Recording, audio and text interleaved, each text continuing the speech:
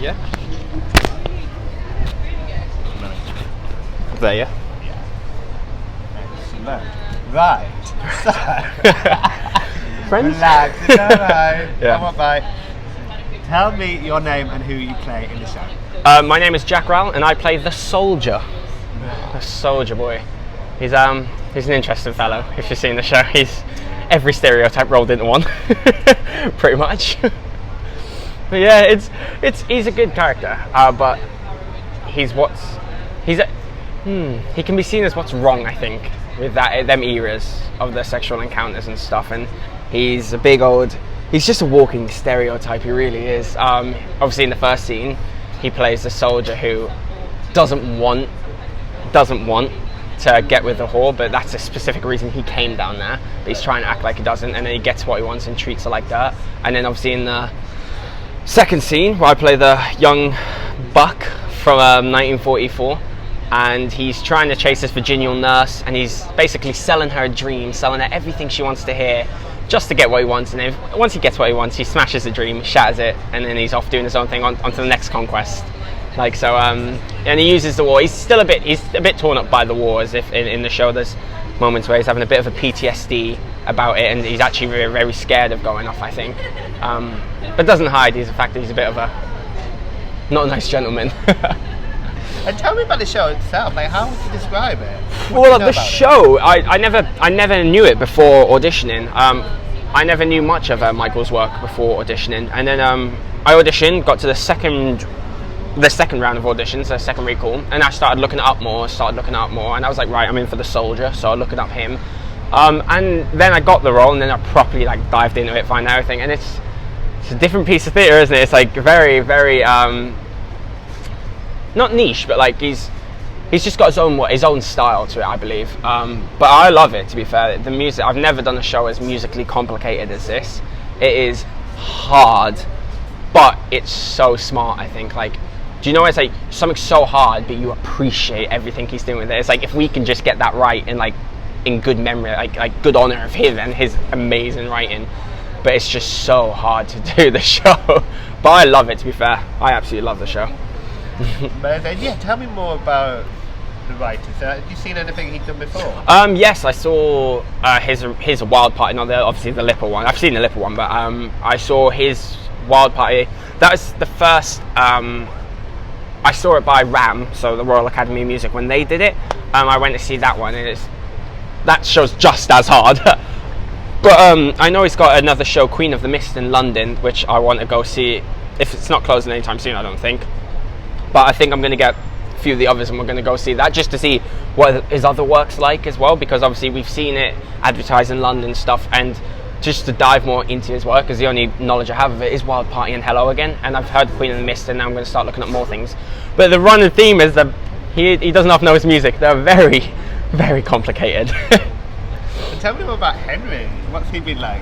Henry he's a funny guy. He's a funny guy. Nah, he's a dream. And he's so. Do you know when you know someone knows their stuff? Like, you're just watching him. He's like, but it's on this, it's on this, it's on this, and I'm just sitting there like,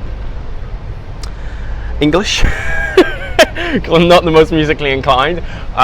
No, but he knows how to have banter in the workplace as well, which is. Obviously this is my first ever job, my professional debut, so it's I didn't know what to expect. I didn't know how it would be, and because I like a joke, I like a banter, and as soon as I came in, the first thing he's bantering me, I was like, right, now this is a work environment I can get with, like, and he can give it just as much as he can take, and he knows when to be on the ball, serious, getting in, like, if we start dropping or we're not performing to what we could perform, then he knows how to remind us. But because of that, the show sounds amazing. Like, the show sounds, and it's like, although it's so musically complicated, I think we're doing an alright job of it, and that's because of him. That's all down to him. Do you have any favourite moments or any favourite songs? My favourite song is Tom. Hands down, the literal bit where she's like, we fly like, oh, I just love it. And I there's a running joke in the cast, because I have like a different favourite moment every week. Like, it started out, my favourite moment was when the nurse is like, I'm not sure, and then it turned into the Mistress of the Senator, the big U she does in the riffs. Now it's Tom, So pretty much I have a different favourite every week. You come ask me the same question next week, it'll be a whole different ball game. Love it. And what's it been like working with everybody? It's been amazing, to be fair. Like, for a first cast as well, because I literally had no idea what I expected as well. Obviously, not coming from these drama schools, I came from university, so to be this my first professional thing, I had no clue what to expect. But yeah, as soon as I came in, we literally, even with people who have done jobs before, they were like, I've never felt so like close to a cast. And it's like, I feel like we all get along. Like, we all get along very, very well. And like Regan, he's just bloody hilarious. Amy, the stuff she comes out with, I live for. Ellen and David, oh my god, there's no better people to look up to than them and their careers they've had. It's just, and Keith, what a man Keith is. But like, literally, it's just unbelievable to be around them as well and pick up the things that they've done, because they're all quite very experienced. And tell me more about Paul. What's he been like to work with? Paul, he knows what he wants and he gets what he wants, to be fair. Like, in the audition as well, I couldn't read him on my first round because it was sort of go in there, sing, leave. But in the second one, he was so like, he wanted to see how you took direction, but he was so like, you don't question it, you don't like, oh, so what really do you want? You're like, he lets you discover it yourself, which for me as an actor, I personally like, instead of just being like, right, go here, move this, move your right arm there, like, he tells you like the vibe and the feel for it, and he lets you try and discover it and you try and find it. And for me to work with, that's amazing, because it lets you discover the character as well and own it. Amazing. Tell me more about the style and the design.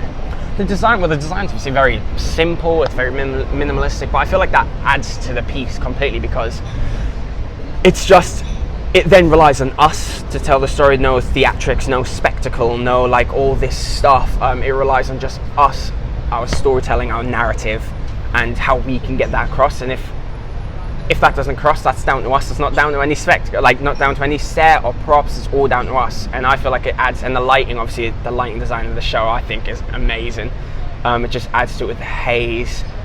But yeah, like I feel like it's like, what's the word? Like, it's quite artsy, but it's good. I think it's nice. Like, people who love theatre, like not your general theatre guy, but people who love theatre would like to come watch this and be like, yeah, tickles that itch.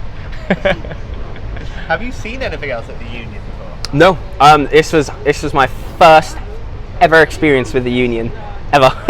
As soon as I came here, I saw Show Tunes show before, and that was amazing, because a few of my friends were in that. But Union, like the first ever time I came here was when I rocked up for the audition, and then I discovered all the things about it. Then I came to that West End one the other night with Pierce and all that. And yeah, now it's a quite little place that I would plan on coming back to a lot, and they do the best bagels in that cafe. Honestly, it's a running joke. I had 5 in one day once. It's a joke. Love it. And what have the audiences been like? Yeah, no, the audience has been, well, like, from my point of view, it seems like they get it. Like, the parts are meant to laugh, they laugh, and it just looks like they're listening. Like, you can hear a pin drop when you go there. Normally, like, there's coughing, there's crisp rattling, there's all this. Like, when you go out there, I know that feeling of when you know an audience is listening to the story. I've never had that, and I was just like, I like this. But they've been pretty full of, thank God, for most nights. Yesterday we had like 3/4, but they're really like they're warming to it. Like, I didn't think they was warm to it as well, or like it might be like a bit, because it's so minimalistic, like a bit harder to get. But it seems like they get it completely, and they come out and some people have their own interpretations, but they all get the jump into the 20th century, the different time periods. I feel like they've got it well from what I've heard and the people talking. And when is the show on until? The show is on until the 21st of September. So everyone needs to come down now, basically get in. We have 2 matinees, so no excuse with evening jobs or anything. Yeah, but no, it's the 21st of September. Amazing, got it all in there.